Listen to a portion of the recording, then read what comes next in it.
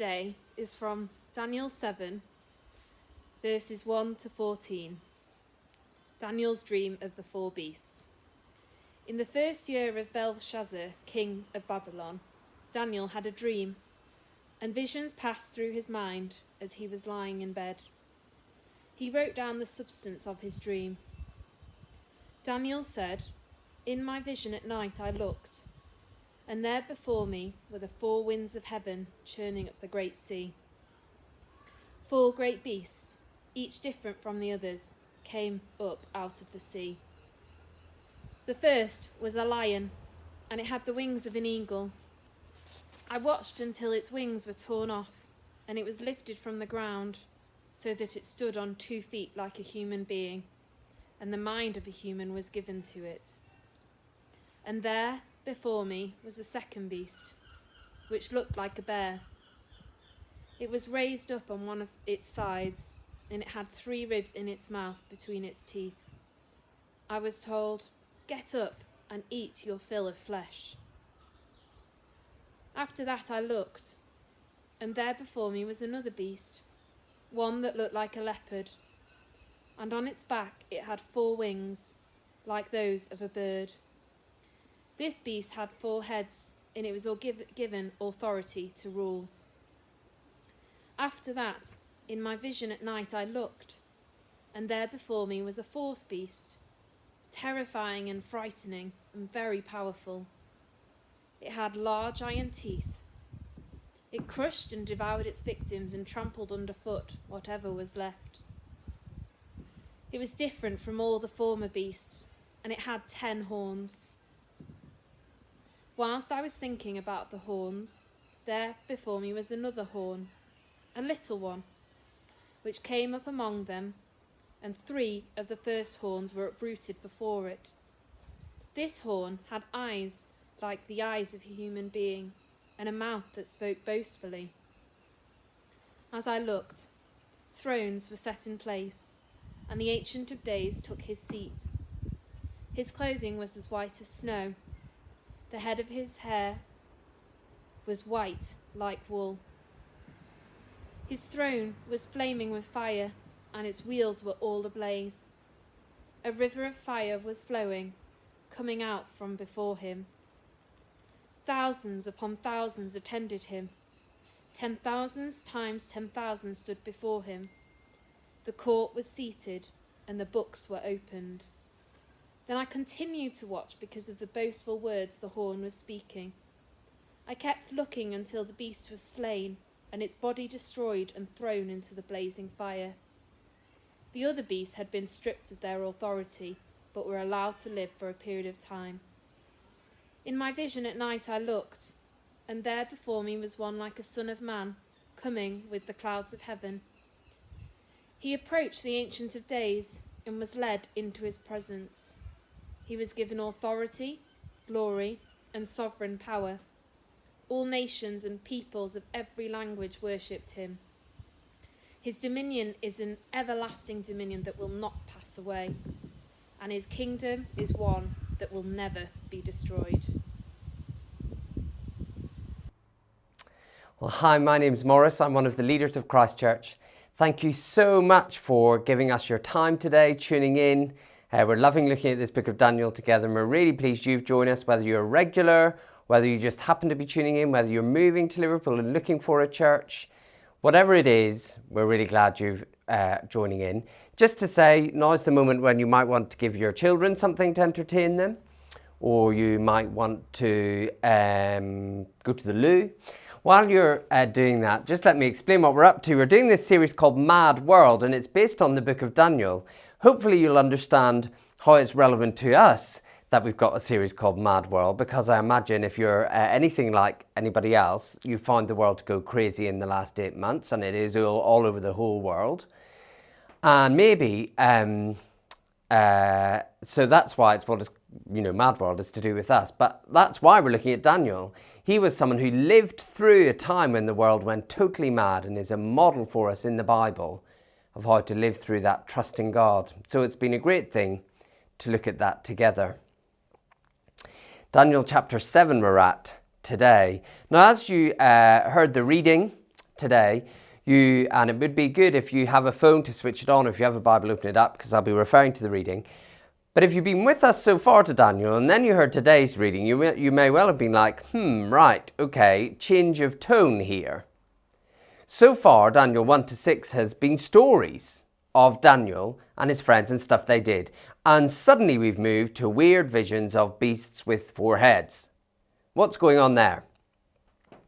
Well, the best way to explain this, and I've explained it this way in Christ Church before, so you'll excuse me if you've heard it before, is using this photograph. It should come up on the screen.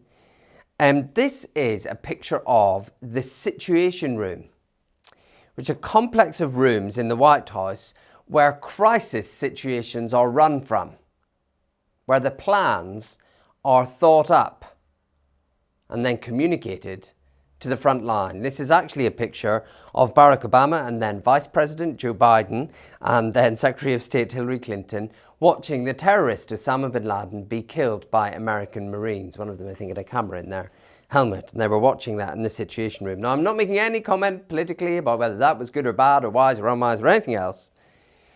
What I want to point out is what we're talking about there is 2 realms which on the face of it couldn't be further apart. So over here you've got a soldier in a dry desert, the middle of the night, chaos, gunfire, blood, helicopter noise, madness. But over here you have air conditioning, coffee, bottled water, electronic maps, state-of-the-art technology. It looks like 2 vastly different situations. But if you're on the front line, you are intimately connected to what's going on in the Situation Room.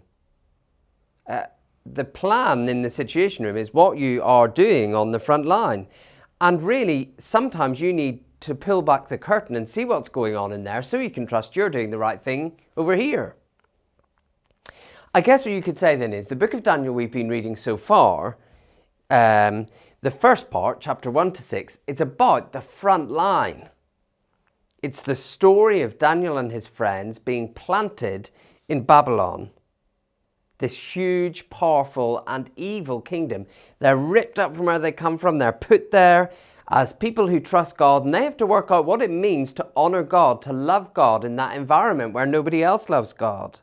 And we've learned how God has used that to do amazing things. They've been right on the front line, and they've been faithful foot soldiers in God's battle.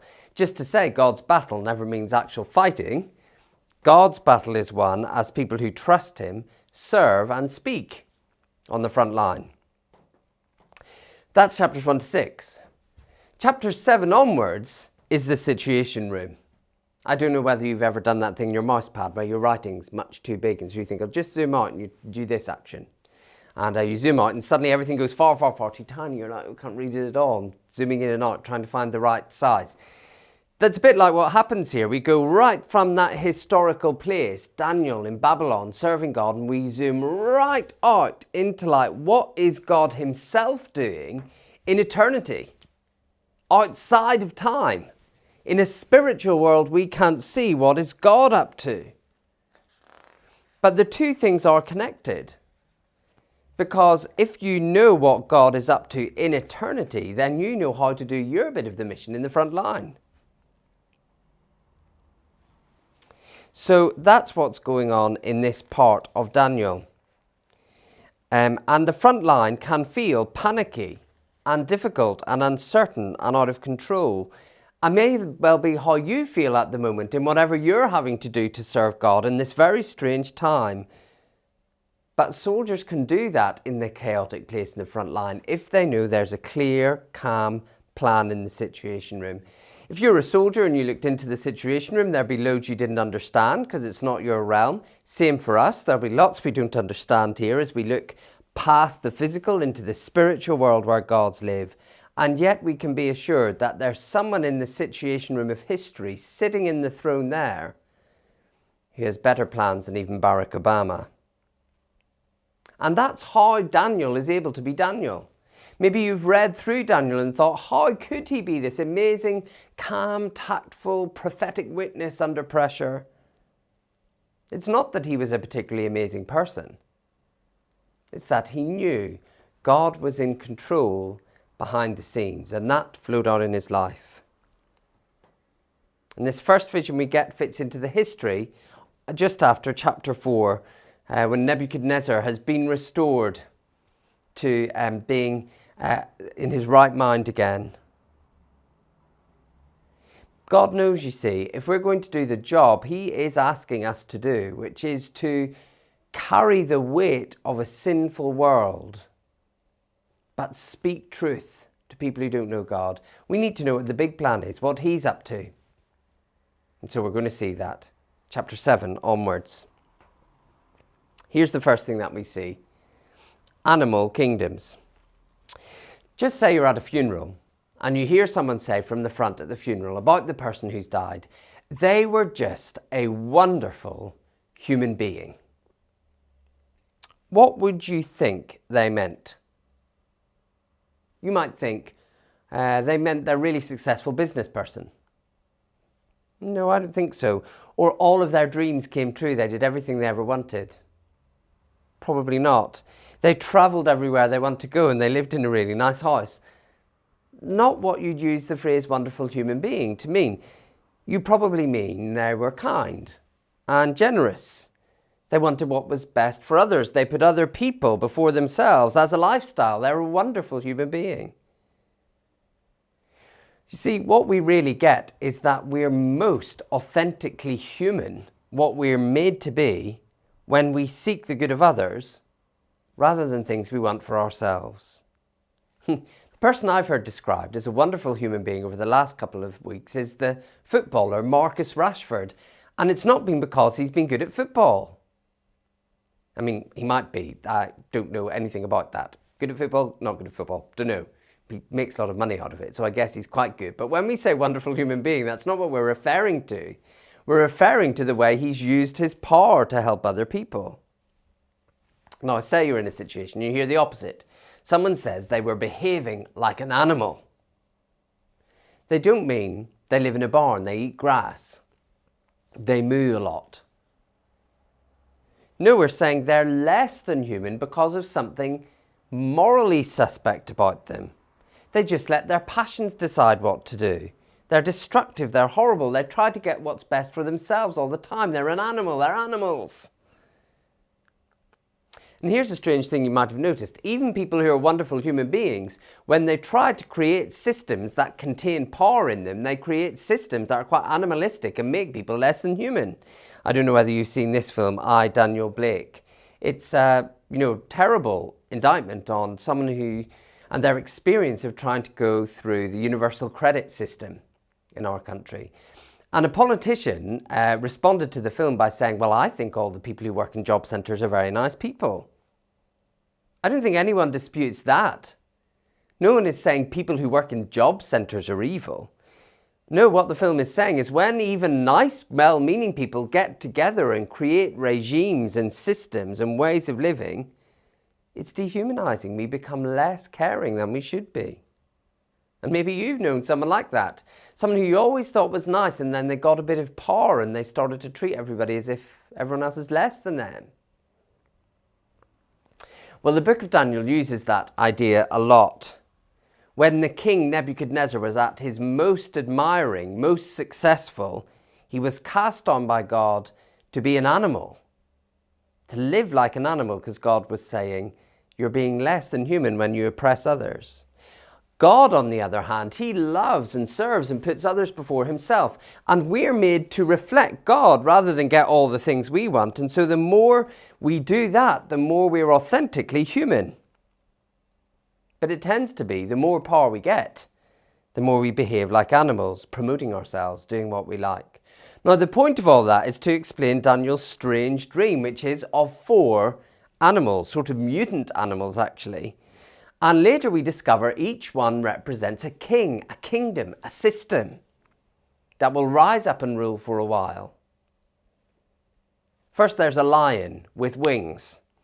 The wings are plucked off, and he is made to stand up like a man, and a man's mind is given to it. That sounds like the story of Nebuchadnezzar earlier in the book. He's cast down to be an animal, but then when he humbles himself, he's raised up. And he does start to think like a human being because he honours God. The second kingdom is a leopard with 4 faces. And I think that's a picture of the cruelty and speed by which it conquers people, but in 4 directions. It's going all over the world to do it. The kingdom that comes is represented by a bear. The leftovers of what it's eaten is still in its mouth, dripping. It's a cruel kingdom that eats people alive. And the last beast is so terrifying it defies human description.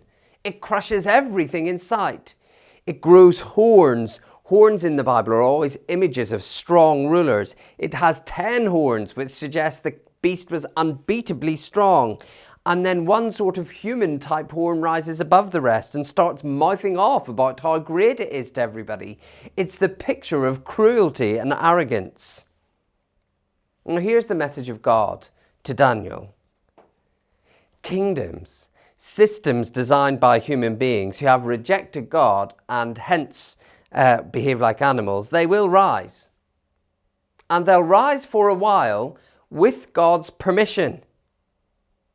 The beasts are allowed to eat much flesh. The rule is given to them. Evil kingdoms do come onto the earth.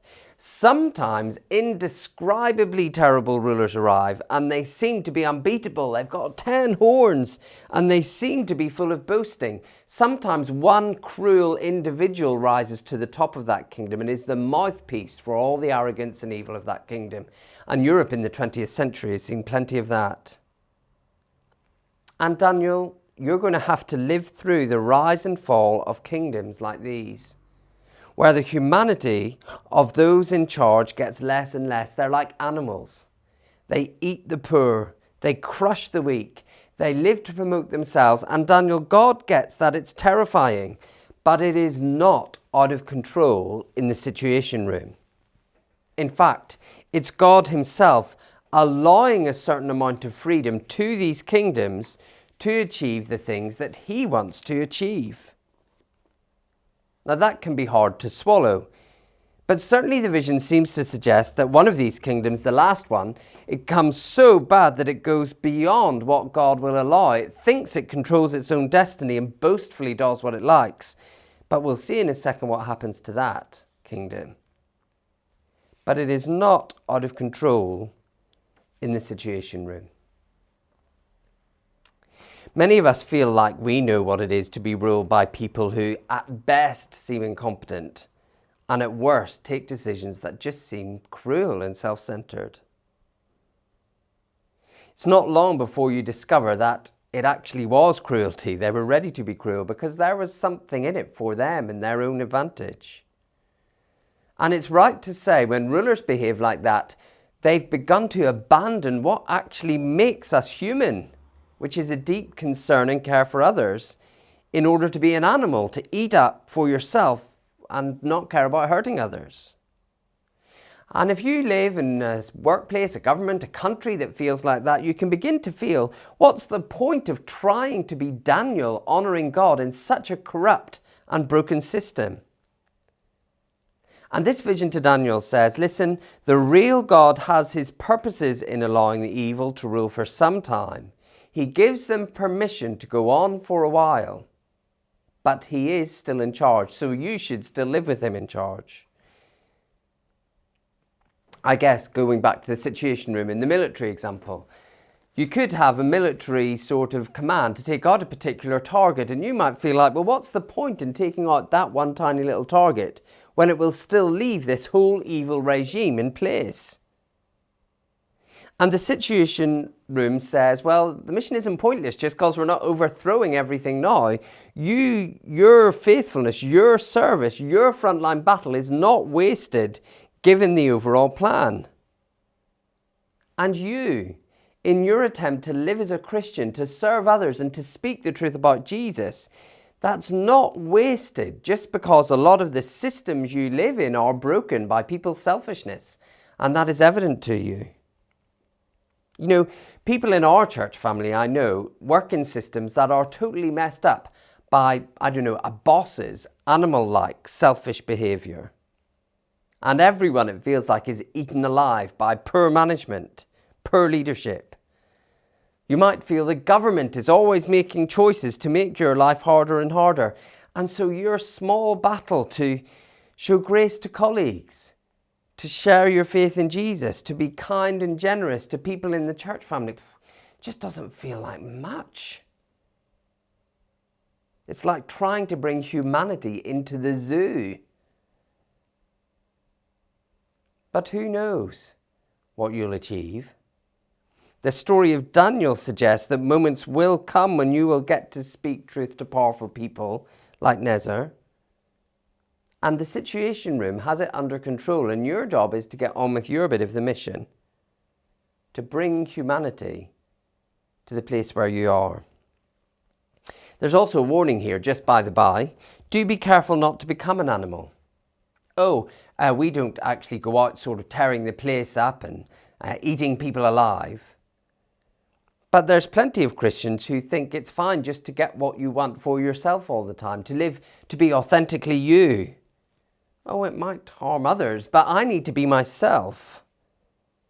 And it's not a self-indulgent, following their own dreams, self-seeking person who is most authentically human.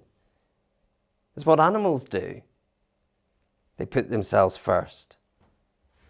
Humans reflecting God serve others. And if you've been a victim of powerful people behaving in this animal-like way, make sure you don't become that yourself, quietly, on the sly. If you're faced with difficult decisions this week, just think, is this a human or an animal response I'm giving?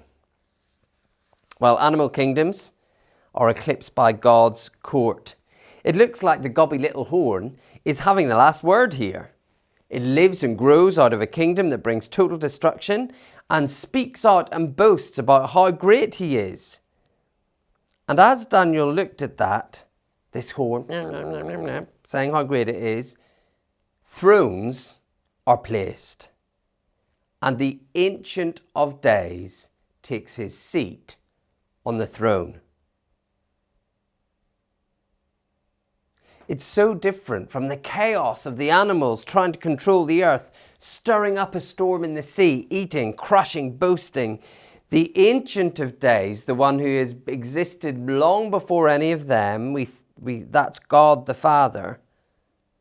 His throne is placed for him to make judgment on what's going on, and he serenely, authoritatively sits down.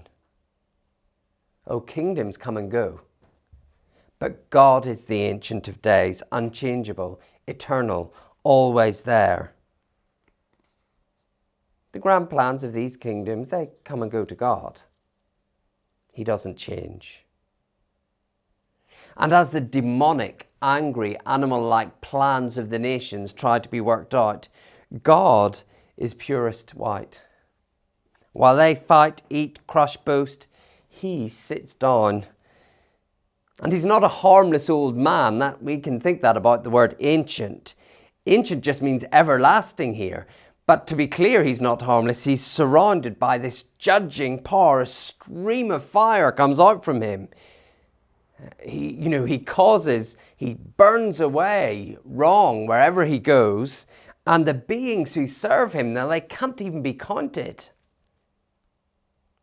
While the nations are fighting to be powerful, to be honoured, to be recognised, God sits in perfect moral purity, and it's only him who judges, and he does not need anyone to force him. Countless people just do. He has endless power. And he's sitting for a purpose. It's a courtroom. The judge is seated, the room is called to order, the judgments are written in the books and they're ready to be read out. Now remember, back a bit, the kingdom's so bad and awful, Daniel couldn't even describe it. It crushed everything around it to dust, and it had that gobby little horn that was chatting away about how great it was, uprooting everybody else, boasting about its evil. Daniel's forgotten him for a minute. He's so amazed by this vision of glory, awesome, beautiful God. But he has that thing where you might be looking out your window at this amazing sunset, and then in the background it's like, ooh, I've left the radio on and I can hear, Alan Carr. The horn is still speaking away as this glorious vision of God is revealed. But very simply, once God is sitting on his throne and making judgments, it says about this beast that Daniel was so terrified of, he couldn't even describe. It simply says, the beast was killed and its body was destroyed. In one verse, God pulls down this boasting kingdom. Gone, judged. And the body's destroyed. Nothing is left of it. Here on the front line, it all looks like one bad leader follows another. Oh, and they might have started off human looking, wanting to serve and love people, but the power turns them into animals. And they are in charge, and I'm just plugging away, trying to serve God where I am, but the people with power are so bad. Listen, the God you are serving, when you're doing that, he sits on the throne. He is endlessly pure and powerful, and you're not alone serving him, no matter how isolated you might feel. Behind the curtain throughout history, there are tens of thousands, millions, billions who serve him joyfully. And knowing that situation room view, hopefully that helps you do your part. Some people get very worked up about which animal represents which kingdom, and there's a bit of a disagreement about this animal with the 10 horns. Is it the Greek Empire? Is it the Roman Empire? You know, those empires that covered the whole known world in their day and were extremely cruel to their enemies. Very hard to live as a believer under them. But God just speaks and their body is destroyed. I mean, that's true, isn't it? I don't know if you've been to Athens or you've been to Rome. It all looks like this. You know, destroyed, that empire. Gone. Boris Johnson will one day be a footnote in history. But God will still be on the throne. It is him who makes judgments of leaders. You're not wasting your time serving him now. It's interesting, this vision comes in the first year of Belshazzar, which was a pretty depressing time for Daniel. He'd seen Nebuchadnezzar, the previous king, come to know God, but Belshazzar, his son or grandson, came to the throne. He was terrible. He was arrogant, evil tyrant. He abused everything that mattered to Daniel. It was awful. Hope and all gone. And that's when this vision comes. When God says to Daniel, there's stuff going on that is out of your control, but the situation room has it under control. And the God who has always been pure and powerful will judge rightly in the end. You know, there's so much going on at the moment that is out of our control. Over this time, I've found myself a couple of times having near panic attacks, just seeing the world as we thought we knew it falling apart. It's at that moment you need this picture of the calm, serene, pure, judging, powerful God on his throne. Here's the third thing we see, a human ruler. Once I was giving a short seminar at a Christian conference, and I thought I had to go to a seminar leaders meeting. So I just walked into this room. There were people sitting in a circle. I thought this must be the seminar leaders meeting, and sat down. And everyone went silent and looked at me. And I looked around the room and was like, oh yes, these are actually the important people who are organising the whole conference. That's why there's only 7 of them rather than 100 of them. And one of them gently said, oh, you don't really need to be at this meeting. I was so embarrassed I couldn't actually go to the meeting later that I was supposed to go to. Feels a little bit like what goes on here next. The God of heaven, the Ancient of Days, is judging these huge animal kingdoms that trample over and destroy the earth. Who appears on the picture? On a cloud, floating in, a person, a human being. It feels embarrassing. Someone who looks like a son of man, literally a human being, floating in on a cloud to this scene of judgment, God versus the evil kingdoms. It's like, sorry, have you come to the wrong meeting? But just wait. Because so far, while it's been impressive, evil kingdoms devouring and eating, remember the worst comes to the fore in people when we have power. But here is a Son of Man, a true human being, someone who is going to demonstrate to us the best and truest sense of what it is to be human. And he stands before the Ancient of Days without fighting for power, without grasping power, without eating anybody up to get power. And he is given dominion, rule, glory. The things the beasts are crushing everybody in order to get are given to him, the perfect human being. And because of that, people from all nations and languages will come to serve him. Remember the bear's rule. So terrifying to Daniel, he couldn't describe it, but God's just like, bing, gone. The ruins are just in the road in Rome or Athens. This perfect human being's kingdom will never pass away like that, will never be destroyed. The least animal-like, most human person has an everlasting kingdom that will never be taken away from him. So today, as we live with rulers of our world, in their cluelessness really about what to do about this situation that they're in, it feels like the rulers of our world are endlessly making more chaos, doesn't it? I'm like, what's going on in the Situation Room, God, behind the scenes? Well, here's what's always going on. No matter what chaos is going on in the world, here's what's always happening in the Situation Room. There's one person who's perfectly human. He absolutely reflects the character of God we were made to image and show. His generosity, his love of justice, his purity, the generous love of God who made us. You can read about that one human being who was like that in the pages of the New Testament. And the amazing news is that as the chaos unfolds all around the world, as the beastly leaders fight each other, making bad and selfish choices, and Christians suffer, that God who has the power to flick arrogant rulers off the face of the earth, that God has decided that this perfect, generous, gracious, truly human person will have a kingdom that will not end. And anyone from any time, any place, any language can come and be ruled by him, cared for by him, rather than stuck at the mercy of the animals.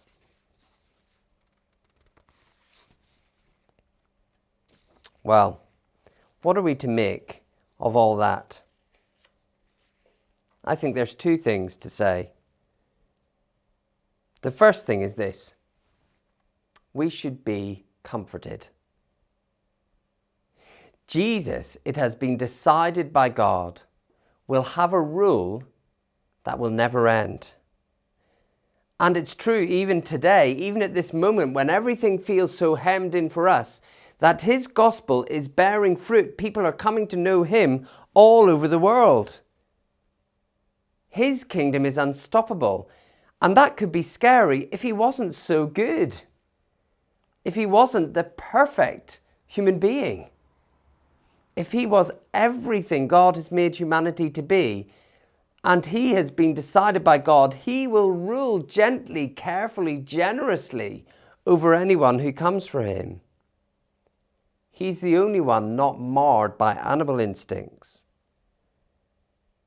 You know, I suspect if you're letting other things rule your life, your work or a desire for money or even a relationship by a normal human person who's not Jesus, the animal in that comes out and hurts and attacks you more times than you would like. Well, I can assure you there's no animal in Jesus. Only humanity. He rules justly, generously, and well. And he will care for you. And that kingdom is unstoppable. It is never going to end. So if you're hanging on by your fingertips, trying to trust Jesus in this crazy time, be comforted. He's good and he's strong. Here's the other thing to say. Be bold. You know, it's so easy to see the animal kingdoms unfolding before you and just be terrified. Keep your head down. Don't speak up as a Christian. Don't do what you know is right. And this vision is given to Daniel to say, oh, it feels like there's this group of people above you who are terrible and you can't trust. But believe me, Daniel, there's someone else above them and he is good and you can trust him. And you basically need to sort of sidestep those people and make sure that rule is what is seen in your life. The rule of that person, not the people in between. And that, I think, is going to mean being bold. It's what we've seen in this story of Daniel several times. Most of his life is just quietly getting on with his work in an honourable way. But when the moment comes that he can speak quite harsh, but true and significant words of truth to very powerful people who could have him killed, he does it. Why? Because he knows this. You know, he's given this vision just before he has to go and tell Belshazzar, the most powerful man in the world, that God has weighed his life and found it wanting. And he can do that. He can speak up with a heart of service. He can speak up because he knows this is true. Let me finish with an example. I've ended up over this COVID period following a lot of medics, epidemiologists, people like that on Twitter because I get a bit obsessed with COVID news and I want to know what's going on. I was following this woman who during the peak of the pandemic, the first peak of the pandemic, was working in an ICU in London where she just said it was awful. And very atheistic woman saying, how could anyone believe in God given the awful things that I'm seeing unfolding in front of me? That type of thing was in her feed quite a lot. But maybe a month ago, she tweeted this long thread basically saying, I didn't tell anyone this at the time, but something amazing happened to me during that time. It was late in a night shift. We were taking a very poorly patient, transferring him to put him onto very intrusive treatment. It was a risky procedure. Me and another consultant doctor and a nurse who was helping us made the transfer said, would you mind if I prayed for you and this patient? They said, they both looked at each other and they said, okay. And the woman prayed. She prayed to Jesus that she would look after the patient and help the doctors. And then she said, amen. And this woman, she's not a Christian yet, but she said, I've never before thought there might be a spiritual side to life. And now, well, I'm not so sure. I don't know anything about who that nurse was who said that prayer, except this. There she is with these strongly atheistic, driven people doing her work in a tense situation. What does she believe about that situation? That above and beyond them, there's someone else in charge. There's an Ancient of Days with ultimate power sitting on the throne, and he has decided that the true human being who loves and serves others is the one whose kingdom is not going to end. And if you believe that about the world, what do? You pray with all your heart for mercy for someone who's ill and tired people who are treating them. And that means change, progress, light comes to the world. You're going to be in the front line this week somewhere. I don't know where. But if you're going to do your job on the front line like that nurse did, here is the thing you need to know. God's on the throne in the Situation Room. And his unstoppable plan is unfolding, that everything in the end should come under the rule of the perfect, generous, lovely Jesus. Let's pray. We thank you, Heavenly Father, so much for Jesus. How amazing that it is him, this perfect example of humanity and love and grace and mercy and kindness and justice, whose kingdom is being built and will last forever. Help us be comforted. Help us be bold, we pray. In Jesus' name, amen.